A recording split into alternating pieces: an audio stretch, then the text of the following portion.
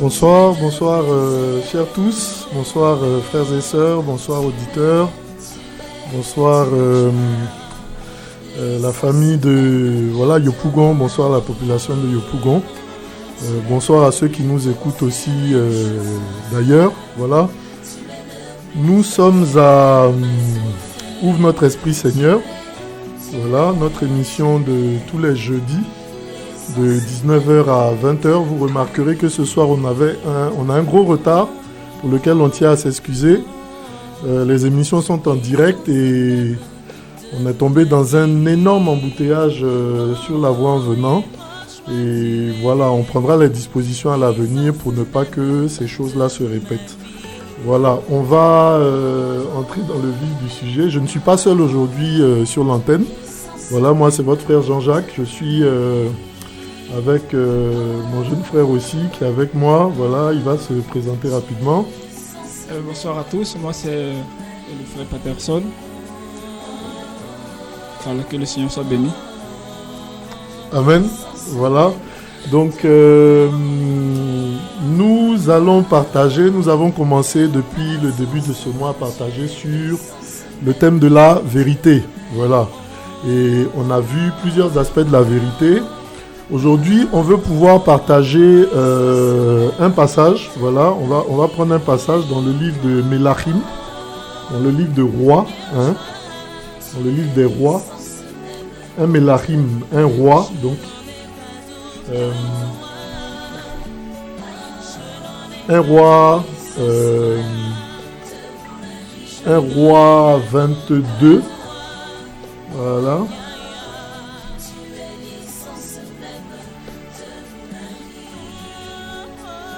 Voilà. Donc ce soir on va lire un peu quand même. Voilà, on va lire ensemble et puis on va commenter un peu le passage qui nous est donné. Amen. Voilà.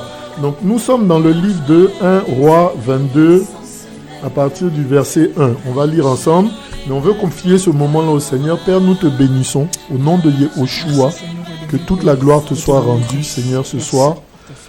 Merci parce que tu nous permets, Seigneur Père, tu nous donnes ce temps-là encore pour partager, pour parler de toi.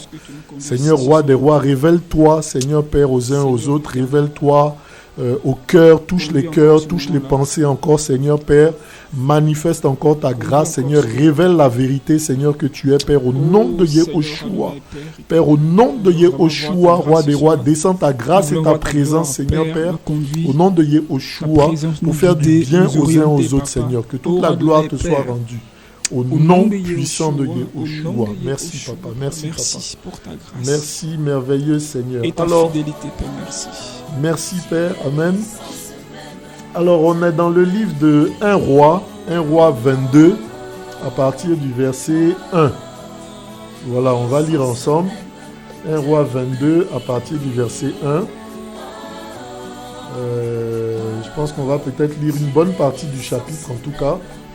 1 Mélachim 22, à partir du verset 1. Voilà, nous parlons de la vérité. Et on veut voir vraiment des cas pratiques. On a défini vraiment la vérité comme étant premièrement le Seigneur, comme n'étant pas forcément la voix de tout le monde. Et aujourd'hui, on veut regarder justement cet aspect-là de la vérité qui n'est pas forcément la voix de tout le monde, la voix du plus grand nombre. La vérité est différente de la démocratie. Amen. Voilà. La vérité, on a vu aussi également lors des précédents partages que la vérité, c'est ce que le Seigneur dit. Amen. Donc, une chose peut être évidente, mais elle peut être fausse. Vous voyez, on avait pris le cas justement de cette vieille dame qui avait donné seulement 2 pièces, alors qu'il y avait des personnes à côté qui ont donné beaucoup d'argent. On parle de personnes riches qui ont donné beaucoup d'argent. Mais le Seigneur a déclaré après, concernant le don de cette vieille-là, il a dit, en vérité, je vous le dis. Voyez-vous, donc la vérité n'est pas dans le grand nombre, la vérité n'est pas dans le gros montant. On a vu ces choses-là et on veut regarder aujourd'hui le fait que la vérité n'est pas forcément la chose la mieux partagée dans les nations. Amen. Voilà. Notre frère Patterson, est-ce que tu peux nous aider dans la lecture? Ok. Voilà, merci. D'accord. 1 Roi, chapitre 22, verset 1. Amen. On resta 3 ans sans guerre entre la Syrie et Israël. Amen. Il arriva dans la 3e année que Josaphat, roi de Yehuda, descendit vers le roi d'Israël. le roi d'Israël dit à ses serviteurs, ne savez-vous pas que Ramoth en Galade nous appartient et nous ne nous inquiétons pas de la reprendre des mains du roi de Syrie. Amen. Il dit à Josaphat, viendras-tu à moi à la guerre contre Ramoth en Galade? Josaphat dit au roi d'Israël, moi comme toi, mon peuple comme ton peuple, mes chevaux comme tes chevaux. Amen. Amen. Alors, ici, on veut faire une petite situation, justement, comme le fait la parole, voilà. On nous dit, voilà, ici, on est vraiment dans cette situation-là où Israël est divisé en deux. Où désormais, on ne dit plus Israël en parlant des 12 tribus, d'accord? Mais on est dans cette période-là de l'histoire, justement, d'Israël, où il y a eu ce qu'on appelle la scission, il y a eu le schisme d'Israël. Hein, ce qui a fait que ce schisme-là a eu lieu juste après le règne du roi Shalom, Salomon. D'accord? Donc après le règne du roi Shalom, à cause de l'idolâtrie dans laquelle il est entré, à cause de ses nombreuses femmes, voilà, ce sont des choses aussi sur lesquelles on partagera. Parce que, voilà, on vous prêche aujourd'hui qu'il faut goûter les sœurs, que la polygamie est permise et tout. Voilà, Shalom, à cause de ses nombreuses femmes, s'est retrouvé à pratiquer les cultes idolâtres de ses nombreuses épouses. Et le Seigneur a décidé de frapper Israël en divisant Israël, comme il a divisé justement au temps de la tour de Babel, comme il a divisé ce peuple là, on l'a vu, en plusieurs peuples, plusieurs nations. Il a décidé de diviser Israël en deux. Il y avait deux tribus qui sont restées au sud, la tribu de Yehuda, de Juda, d'accord, et la tribu de Benjamin, de Benjamin, d'accord, et ils avaient pour capitale Yerushalayim, Jérusalem, ok, et en face, ce qu'on appelle le royaume du Nord, voilà, mais c'était toujours des Juifs, des Israéliens, voilà, les 10 autres tribus, voyez-vous, les 10 autres tribus. Donc, toutes les autres tribus, à part Yehuda et Benjamin, se sont associées, se sont fédérées pour créer en face de Yehuda un autre royaume qu'on appelait le royaume du Nord et dont la capitale était la Samarie. C'est un aspect vraiment important, vraiment intéressant de l'histoire de l'œuvre, de la marche avec le Seigneur. Et je crois qu'on aura l'occasion de partager là-dessus, je crois, dans des détails vraiment plus profonds. Amen. Voilà, ça fera l'occasion vraiment d'un partage. Alors, nous sommes dans cette situation-là de schisme, donc, où nous avons au sud Yehuda, avec la capitale Yerushalayim, et au nord, nous avons ce qu'on appelle le royaume du Nord ou bien le royaume d'Israël. Donc lorsque vous lisez le livre de 1 roi, 2 rois, 1 Mélachim, 2 Mélachim, ou bien le livre de 1 chronique, 2 chroniques, Ayamim d'Ibré, 1 et 2, voilà. Lorsqu'on parle d'Israël, on parle du Nord, on ne parle pas des 12 tribus. Voyez-vous, c'est vraiment des précisions à avoir pour pouvoir comprendre certaines choses aussi lorsque nous lisons. Voyez-vous? Et donc ici, on nous dit... On resta sans guerre entre la Syrie et Israël. Donc, il ne s'agit pas des 12 tribus. Il s'agit en fait des 10 tribus qui s'étaient séparées en fait de Yehuda et de Benjamin. D'accord? Donc, il s'agissait des 10 tribus qui avaient en ce moment-là pour roi Akab, ok, un des rois les plus impies, dont la Bible a pu parler. Voilà. Avec son épouse, une des plus impies également, voilà, Jézabel. Et donc, ici, on nous dit que la Syrie n'avait pas de guerre depuis 3 ans avec Israël. Donc, avec le royaume du Nord, en fait. Voyez-vous? Et alors, dans la paix dans laquelle il se trouvait, le roi Akab... estimait qu'il s'ennuyait, apparemment, voilà. Donc, il a décidé, du jour au lendemain, d'aller en guerre contre la Syrie. Ok? Donc, il y avait le royaume de la Syrie aussi, qui était un royaume puissant, qui était en face. Ok? Et il décide d'aller en guerre contre la Syrie. D'accord? Et 3 ans justement après ces 3 années de paix, ben, le roi de Yehuda, donc de Juda, des 2 tribus du sud, ok, ben, va vers le roi d'Israël, donc va vers Akab, et le roi d'Israël, donc Akab lui dit, Galad nous appartient. Alors Galad, c'est également une partie, une zone qui a été répartie depuis Moshe, hein, quand on lit également dans le livre de Josué, qui a été donnée à 2 tribus d'Israël. Mais avant le Yarden, le Yarden, c'est le Jourdain. Hein? Vous vous habituerez aux noms tels qu'ils nous sont donnés vraiment par la parole. Hein? Parce que beaucoup de noms ont été changés, ont été transformés, et ils perdent justement, ils font perdre le sens de beaucoup de choses. Amen. Et on le verra dans la suite. Donc, cette tribu-là a traversé le Yarden, le Jourdain, avec toutes les 12 tribus, a conquis Canaan avec toutes les 12 tribus, et après la conquête est revenue dans sa possession qui se trouvait avant le Yarden, le Jourdain. Et donc la Syrie avait annexé cette partie-là.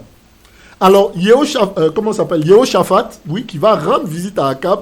Akab lui dit, ben, Galaad, qui en fait appartient à Israël, voilà, ben, cette partie-là a été annexée par la Syrie. Elle nous appartient et nous ne nous inquiétons pas de ce qu'elle reste entre les mains des Syriens. Ce serait bon que nous allions la reconquérir. Alors, le motif est valable, hein, à ton avis, mon frère? Oui, effectivement. Voilà. Aux yeux des humains. Amen. Aux yeux des humains, le motif est valable, tout à fait. Voilà. Et lorsqu'il propose cela à Yehoshaphat, voilà, ben, Yehoshaphat dit, ben ok, mes chevaux comme tes chevaux, mon peuple comme ton peuple, moi comme toi. Donc, alors que le Seigneur a séparé ces 2 tribus-là à cause du péché, voilà, ces 2 royaumes à cause du péché, d'accord? Donc, il y avait un royaume à côté qui marchait avec le Seigneur, tant bien que mal, parce que du côté de Yehuda aussi, il y a eu des impies. Et puis, ben, un autre royaume, le royaume du Nord, qui péchait totalement, ben, ils ont décidé de se mettre ensemble. Et nous parlons de la vérité, frères et sœurs. Aujourd'hui, nous voyons pour des motifs quelconques, hein, nous voyons pour telle ou telle motivation, ben, des personnes qui se mettent à travailler avec des personnes qui n'ont pas la pensée du Seigneur. Qui n'ont aucunement la pensée du Seigneur. Ah ben oui, il faut aller faire l'œuvre ici. Et puis bon, ben voilà, sans prier, sans discerner, sans demander au Seigneur. Ah oui, comme on a parlé du Seigneur, ok, tac, on y va dedans. Et ça arrive très souvent aujourd'hui parce que nous n'avons plus l'amour de la vérité, nous n'avons plus le discernement, nous n'avons plus la crainte du Seigneur. Nous ne prenons même pas le temps d'aller interroger le Seigneur pour lui demander, mais Seigneur, est-ce que c'est ta volonté, comme le pouvait le faire David? Lorsqu'une chose se présentait devant David, une situation se présentait devant David, il demandait au Seigneur, Seigneur, poursuivrai-je? Seigneur, atteindrai-je? Et le Seigneur lui répondait avant qu'il s'engage dans quoi que ce soit.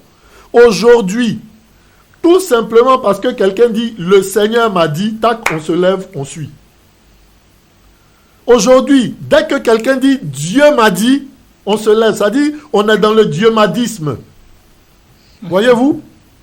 On est dans le dieumadisme. C'est ça le dieumadisme. L'introduction qui nous est donnée là nous parle justement du dieumadisme.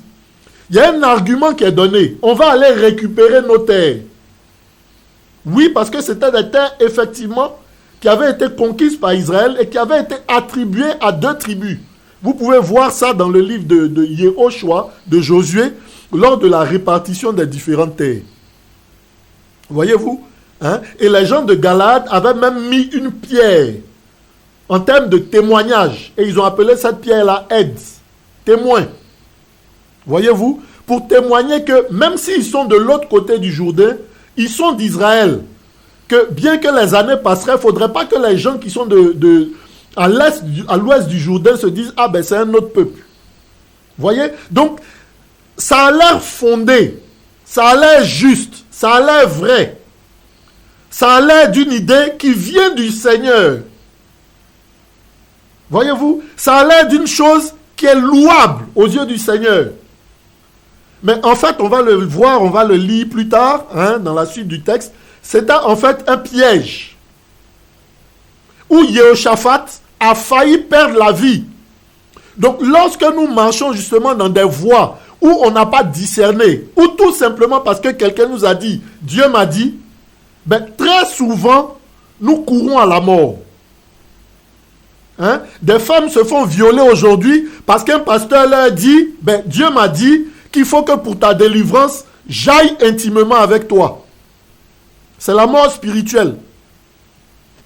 Des gens meurent spirituellement parce que des pasteurs leur disent, voilà, pour que tu reçoives ta délivrance, il faut que tu me donnes tant, il faut que tu me donnes telle somme, il faut que tu fasses telle chose.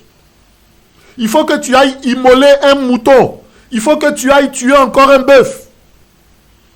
Mais frères et sœurs, si toi tu dois obtenir la délivrance en tuant à nouveau un bœuf ou un mouton, Yehoshua est mort à la croix. Pourquoi?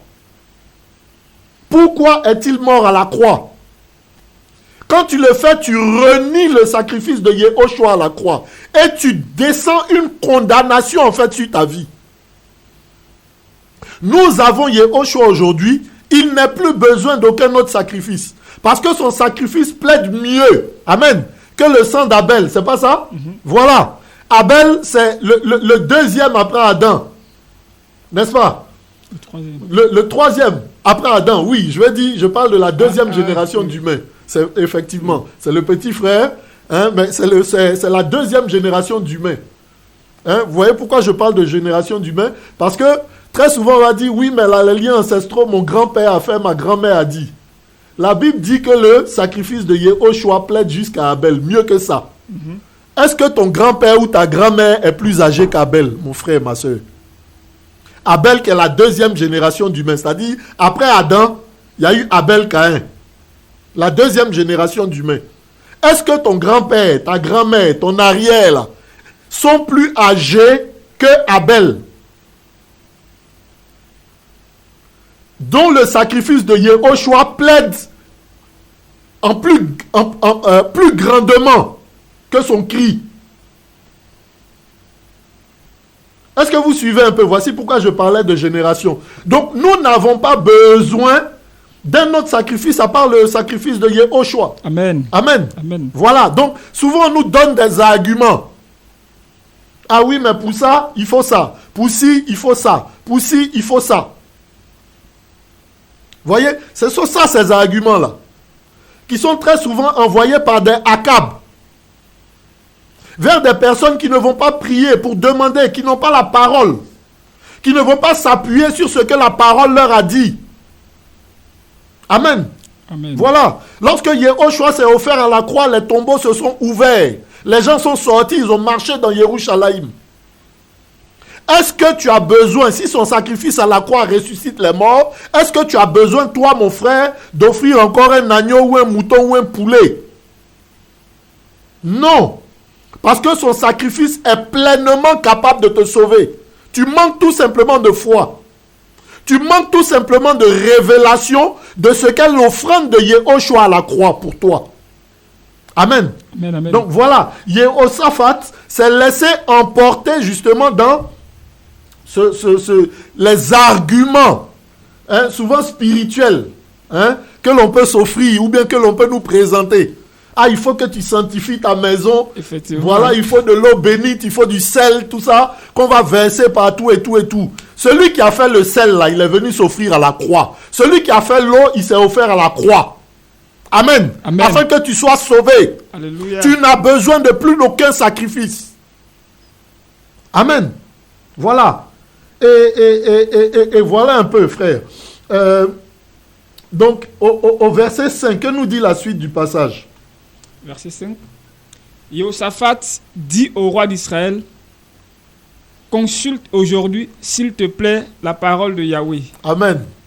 Et le roi d'Israël rassembla les prophètes au nombre de 400 environ, auxquels il dit, irai-je à la guerre contre Ramoth en Galade, ou m'abstiendrai-je?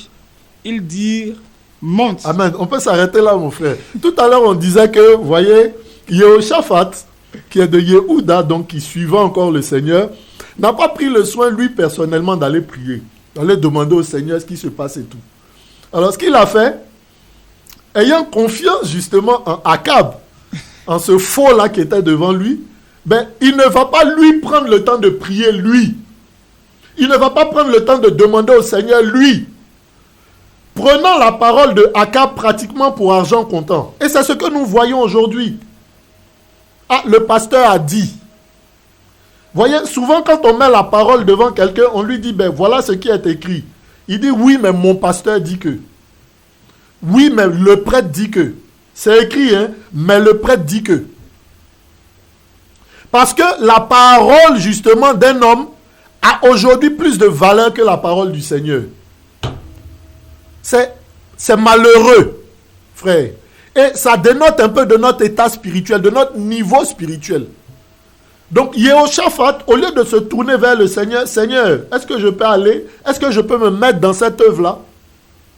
Ah non, non, ben, il va voir justement Akab pour dire, ben, trouve-moi des prophètes là, ben, qui vont demander au Seigneur si on peut aller.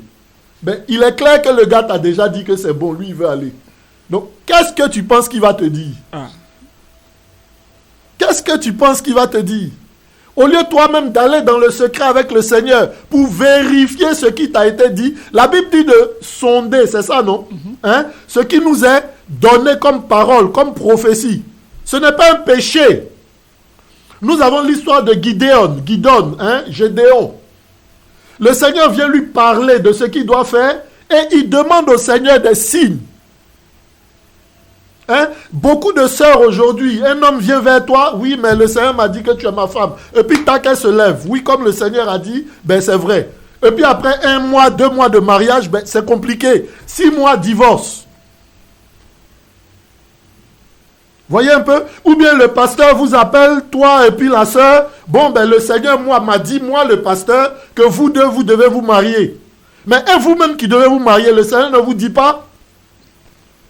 Parce qu'il s'agit de vous. Il ne s'agit pas du pasteur. Donc, toi qui es concerné par le mariage, ben, c'est à toi que le Seigneur doit parler, mon frère, ma soeur. Ce n'est pas le pasteur qui décide. Ou le pasteur vient te dire, ben bon, ton enfant là, il doit faire comme ci ou bien comme ça. C'est toi le père de l'enfant ou la mère de l'enfant. C'est à toi que le Seigneur a donné autorité. Pratiquement sur la vie de cet enfant, quoique toute l'autorité revienne au Seigneur, mais il t'a donné la gestion de cet enfant-là pour le temps où il habite avec toi. Donc tu es la première personne qui doit interroger le Seigneur pour répondre de ce qu'on doit faire de la vie de ton enfant ou bien de telle ou telle personne. Ce n'est pas au pasteur de décider. Ce n'est pas à l'église de décider. Amen. Voyez-vous? Voilà, donc Yehoshaphat va vers Akab encore pour lui dire, bon ben dans ce cas-là, sors-nous des prophètes un peu là, qui vont nous dire si c'est bon. Et qu'est-ce qui se passe, frère? Alors, le roi d'Israël rassembla les prophètes au nombre de 400 environ. 400 prophètes, 400 prophètes. Il 400. dit, vous voyez le grand nombre, hein? 400, notez bien. Irai-je à la guerre contre Ramoth en Galade, ou m'abstiendrai-je? Il dit, monte, car Adonai l'a livré entre les mains du roi. Amen. Mais Yehoshaphat dit, n'y a-t-il pas encore ici un prophète de Yahweh? Ça dit, là, parce qu'il y a 400 prophètes qui viennent, qui disent la même chose, Yehoshaphat commence à être un peu intrigué. Vous voyez?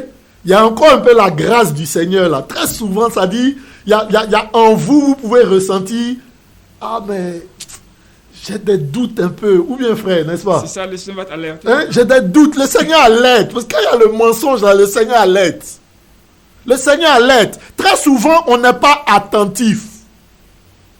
Très souvent, on n'est pas attentif. On ne va pas jusqu'au bout. Vous voyez? Mais là, Yehoshaphat dit, ok, les 400 ont prophétisé. Ils disent que ça va aller. Mais est-ce qu'il n'y a pas un autre prophète là-bas, voilà, qui peut... Encore un seul, un. Hein? Oui, allons-y, frère. Verset 8. Et le roi d'Israël dit à Yehoshaphat, il y a encore un homme pour consulter Yahweh par ce moyen. Mais je le hais. Je le hais.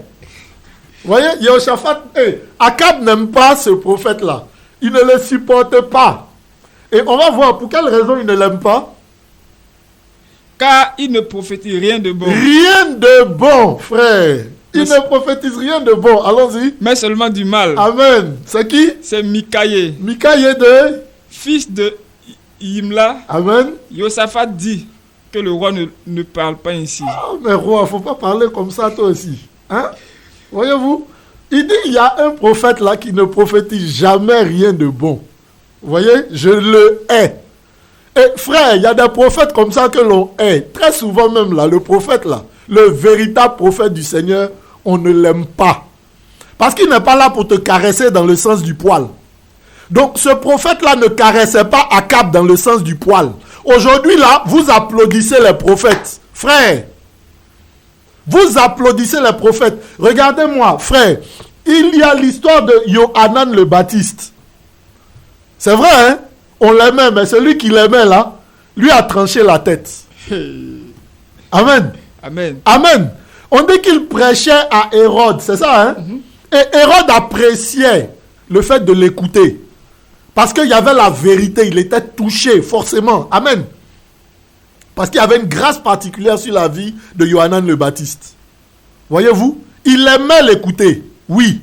Parce qu'il y avait l'onction là, justement, qui accompagnait toute chose. Mais quand la vérité est tombée, la vérité c'était quoi? Tu n'as pas le droit de prendre la femme de ton frère. Yohanan le Baptiste a dit ça à Hérode. Hérode en a été attristé. Dès que l'occasion s'est présentée, et la femme en question qui voulait prendre Hérode, hein, et Hérode lui-même, et la fille de la femme, conspiration, ben on a tranché la tête de Yohanan le Baptiste. Wow. Pour quelle raison? Pour la vérité. Pour la vérité. Amen. Amen. J'ai entendu dernièrement sur YouTube un faux prophète qui enseignait disant que c'est parce que les disciples de Yohanan le Baptiste n'avaient pas suffisamment prié que sa tête a été tranchée. Wow. Frère, wow. Des hérésies sur hérésies, comme les 400 prophètes qui annonçaient le mensonge à Akab. Nombreux.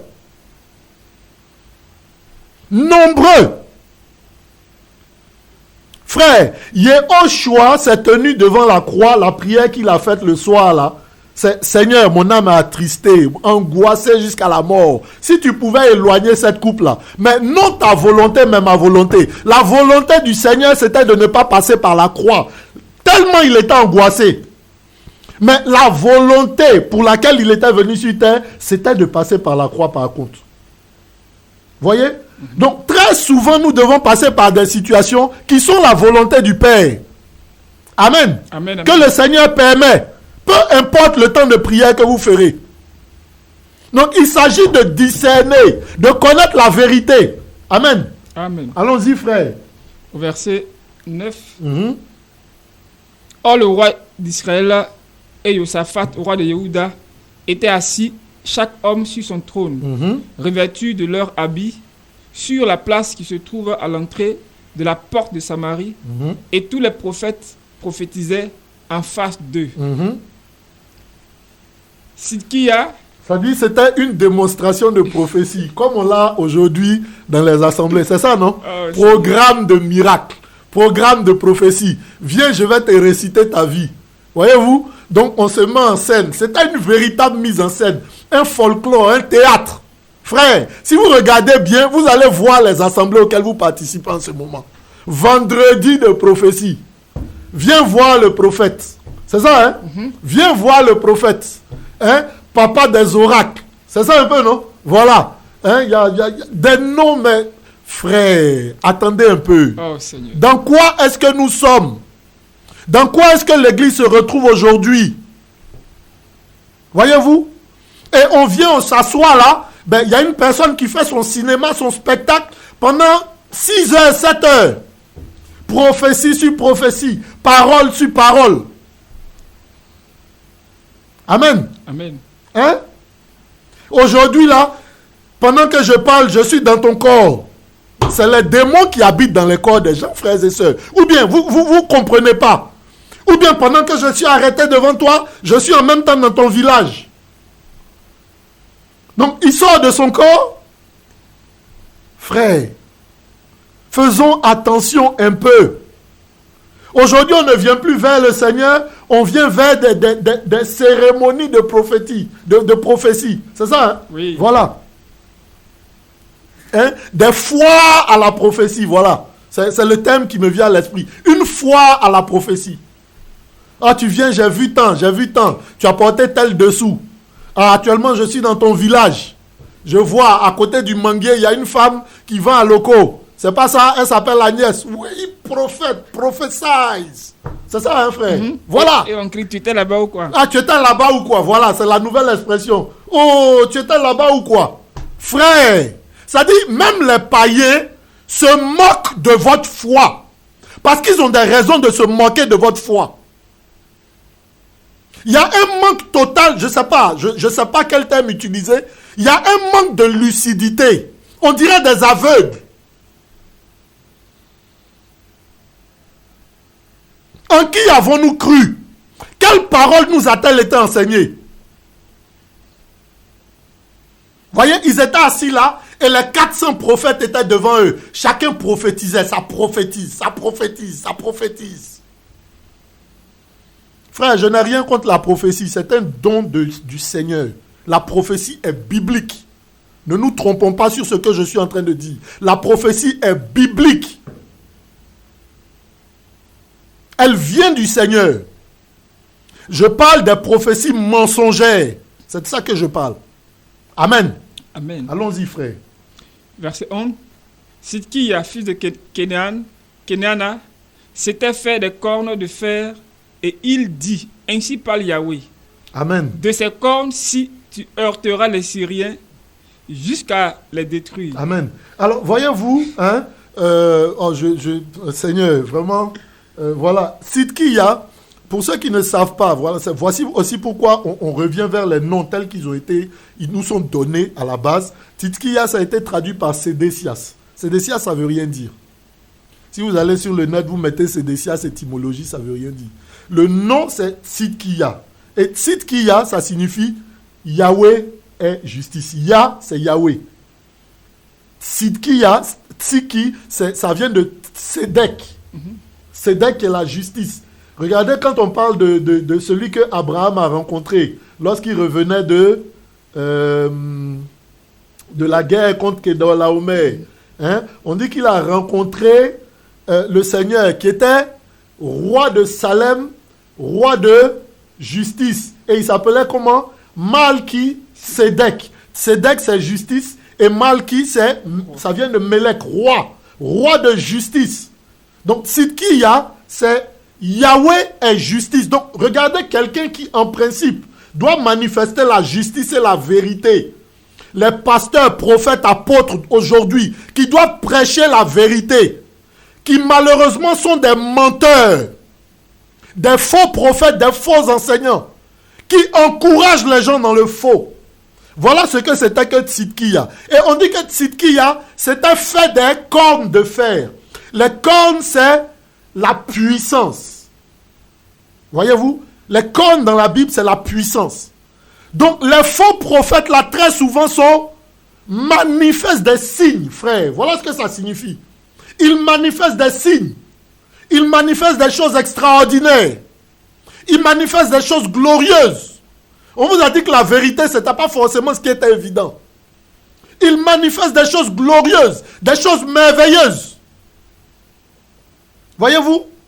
Et on dit il s'était fait, c'est-à-dire c'est lui-même qui fait. Donc la puissance ne vient pas du Seigneur. La gloire qu'il manifeste ne vient pas du Seigneur. Ce n'est pas un don. Quand c'est un don, tu ne te le fais pas toi-même. On précise bien, la Bible précise bien, il s'était fait. Il a fabriqué cette puissance. Il a fabriqué cette gloire. Elle ne vient pas du Seigneur. C'est sa propre main. Il allait voir des féticheurs, il allait voir je ne sais quoi, pour prendre de la puissance, pour manifester la gloire aux yeux des gens, pour éblouir les gens, pour amener les gens en enfer. Donc ce n'est pas parce que vous voyez des miracles, des signes, que ça vient du Seigneur, frères et sœurs. Satan est puissant, c'est un ange, parmi les plus puissants au service du Seigneur.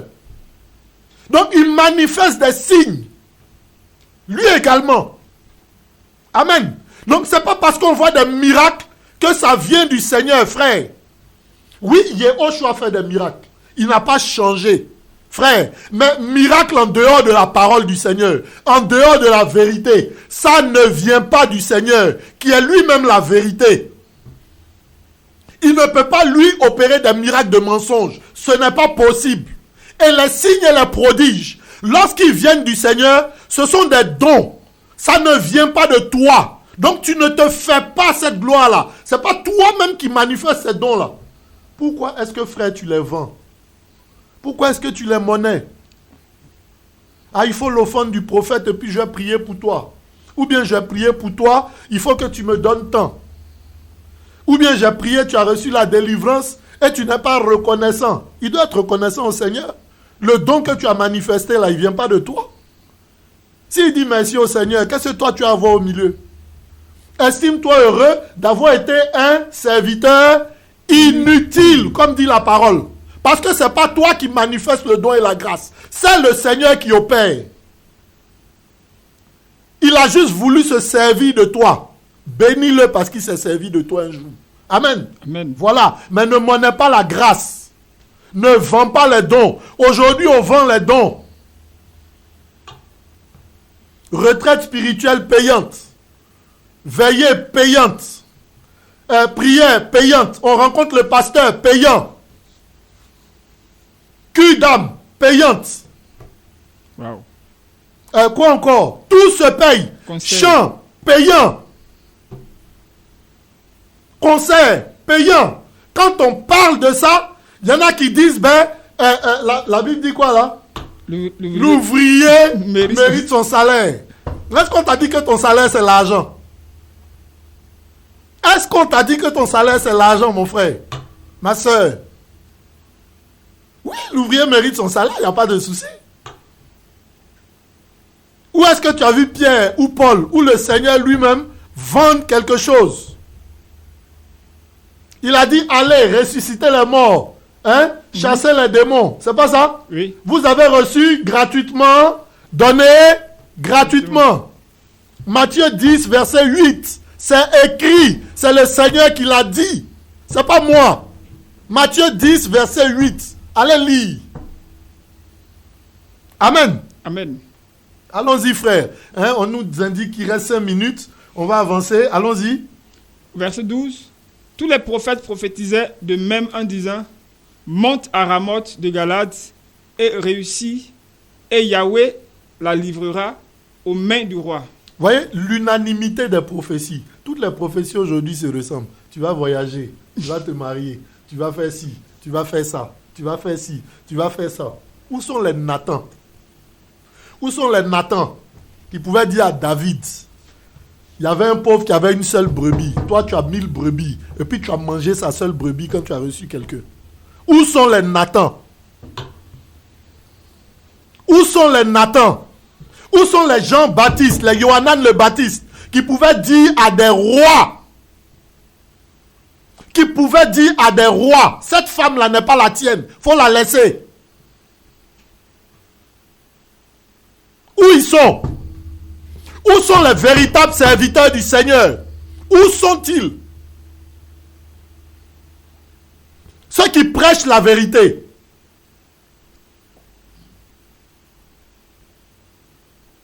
Amen. Amen.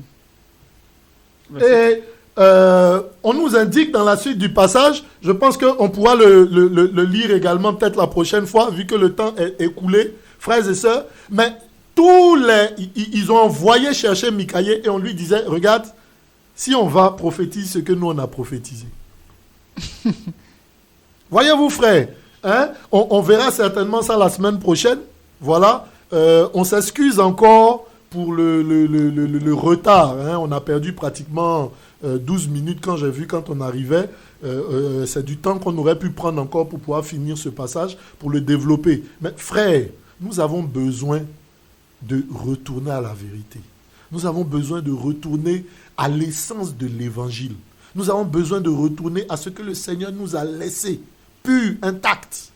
Hein? Peut-être qu'on verra la prochaine fois, on parlera de Naboth et tout, qui tenait justement à la vérité.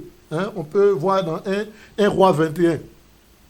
Voilà, mais essentiellement, ce que l'on voulait partager. Frère Patterson, je crois rapidement en 1 minute, c'est ça 2 minutes, est-ce que tu partager quelque chose là-dessus? Ah, d'accord. Voilà. Vraiment, moi, je voulais vraiment encourager tout le monde.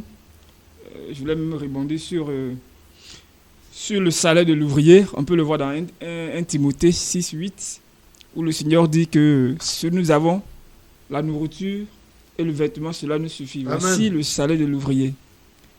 Et quand on crie sur tous les temps aujourd'hui que l'ouvrier mérite son salaire, il faut consulter les Écritures pour voir de quel salaire parlait la Bible. Voilà. Et puis, en principe aussi, quand le Seigneur citait ces passages-là, c'est vrai que Paul faisait aussi allusion aux prêtres dans l'ancien temps, mais il faut connaître les temps dans lesquels nous sommes. Parce que notre Élohim est un Élohim de temps et de circonstances. Voilà, donc tu ne peux pas prétendre que tu sers le Seigneur sur le salaire de ceux que tu es censé servir. Au contraire, même tu es serviteur, tu les serves. Et quand on sert, c'est le maître qui décide de nous donner ce qu'il peut. Ce n'est pas nous qui exigeons. Amen. Voilà, donc vraiment parce que pour les prochaines fois, le Seigneur fera grâce et Amen. On pourra aller en profondeur. Amen. Soyez bénis. Que toute la gloire soit rendue au Seigneur. Ben voilà. Donc on sera avec vous encore jeudi prochain, de 19h à 20h, si le Seigneur permet. Voilà. Et en tout cas, que le Seigneur nous garde et à très bientôt. Voilà. Alors, voilà les contacts. C'est la mission Voici le Machia.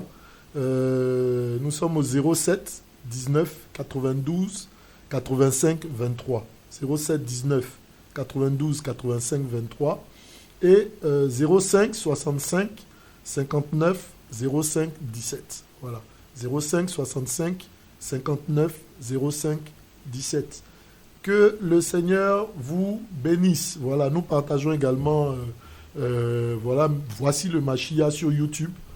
Voilà, une chaîne YouTube que nous animons depuis un certain temps. Voilà. Donc que le nom de notre Elohim soit béni. Et puis voilà, à très bientôt. Ouvre notre esprit, Seigneur. Esprit, Seigneur. Ouvre notre esprit, Seigneur. C'est votre nouvelle émission religieuse sur Amitié FM tous les jeudis de 19h à 20h sur la 100.1 FM. La présentation est l'affaire du frère Kéé Jean-Jacques. Ouvre notre esprit, Seigneur. C'est une heure de partage de la parole de Dieu, des témoignages, d'enseignements, de fortification et bien d'autres produits par la mission Voici le Machia. Ouvre notre esprit, Seigneur, est joignable au 07 19 92 85 23 au 05 65 59 05 17. Seigneur, ouvre notre esprit.